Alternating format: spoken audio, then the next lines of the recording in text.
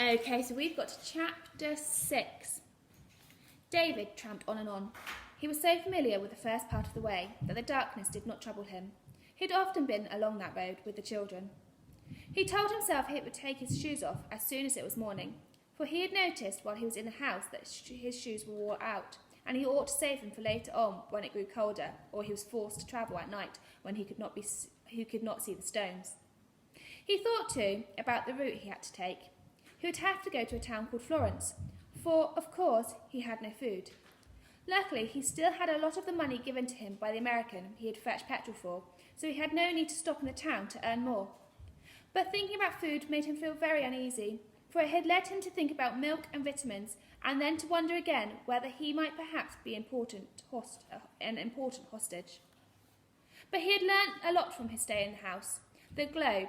He must remember to think about the globe all the time so that he would not forget where Andrea and Maria had pointed. He must get to Switzerland first, and then to Germany, and finally to Denmark. His clothes were a great help too. They were much better than the ones he had on before, and there were more of them. They would help a lot now that it was growing cold during the nights. Yet he was still unhappy in spite of recalling all the advantages he had gained from living in the house. As the days went by, he felt no better, although all the places he came to were just as beautiful as those he had passed through before he came to the house. There were beautiful round green hills and valleys and rivers and trees of all kinds. Everything looked the same as before, and yet seemed so different. For the first few days he dared not to risk travelling by car.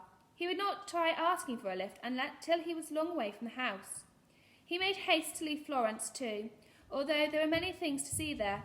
A broad river with great bridges over it, and on one bridge a narrow street complete with old houses on either side. And there was a square with big statues in it, and a church that looked like... David could find nothing to compare it with. It was so beautiful. While he'd been living in the house, he heard that in Florence there were thousands of magnificent paintings that everyone could see, and he would have to like to go and look at them. But the great thing was to get right away from the house as quickly as he could. So far, no one had questioned him. As long as he had money to buy bread, he had no need to talk to the tourists, and they were the one who asked the most questions. The Italians only wanted to know what he was called and where he was going. David was very careful what he said about the circus now, but in spite of everything, he still thought it was the best story he could find. He thought several times of what the children's parents had said about him.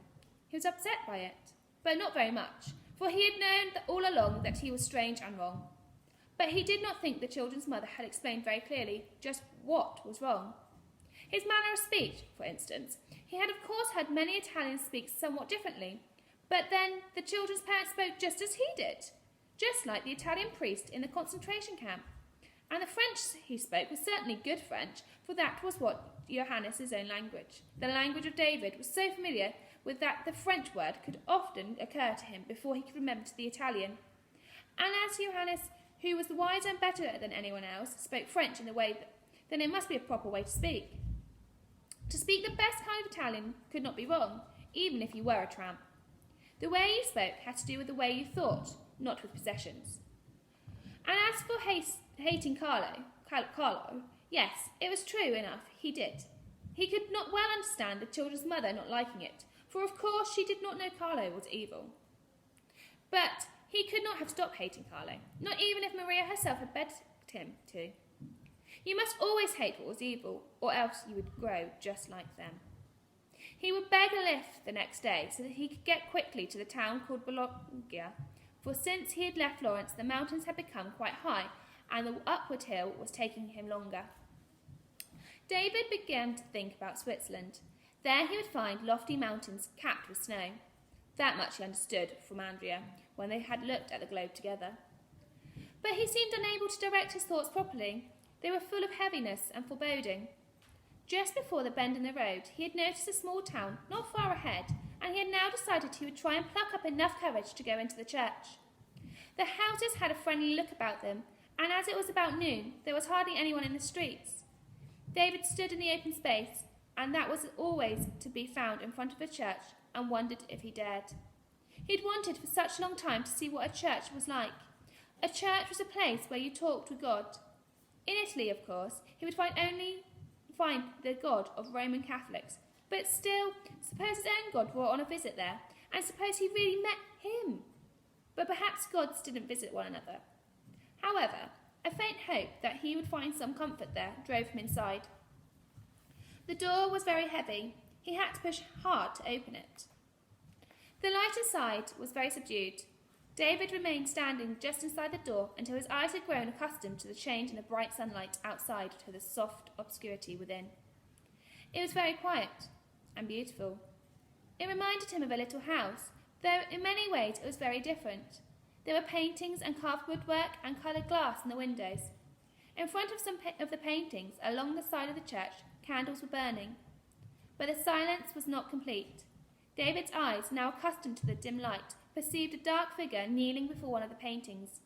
The man was saying something, very softly. David crept quite quietly towards him. If there was someone praying, he wanted to listen. He might learn something. But he could not understand the words. It was Latin, and apart from a few words, he knew no Latin. The figure rose. "Good day, my son. Are you looking for something?" "No, sir," David replied politely. He stepped back hastily and glanced over his shoulder to make sure where the door lay. "You need not be frightened of me. As you can see, I am a priest." David realised he was right. Priests always wore long black gowns outside a concentration camp, and a priest was never one of them. David ceased looking towards the door and looked at the painting instead. "Is that your God, sir?" "No, that's St. Christopher." "He's not a god." "There's only one God, my son." David frowned. That wasn't right. He knew there were several. "What are you called, my son?" "I'm David." "So you're David. And who's your God, David?" "He's the God of green pastures and the still waters." The priest looked at him and smiled. "The Lord is my shepherd, I shall not want. He maketh me lie down in green pastures. He leadeth me beside the still waters. He restoreth my soul. He leadeth me in the paths of righteousness for his name's sake. Yea, though I walk through the valley of shadows of death, I will fear no evil, for thou art with me." It's the same God, David. David had listened attentively. He loved the sound of the strange words that people did not otherwise use, and the priest seemed quite familiar with his God. "It can't be the same one, Signor. He was a god of someone who was also called David." "Yes, that's right. The words I spoke come from the 23rd Psalm of David. I gather you must be a stranger and don't belong to our church. But believe me, David, it's the same God. We men call him by so many different names, but when we pray because we need help or comfort, it is still the same God that hears our prayers.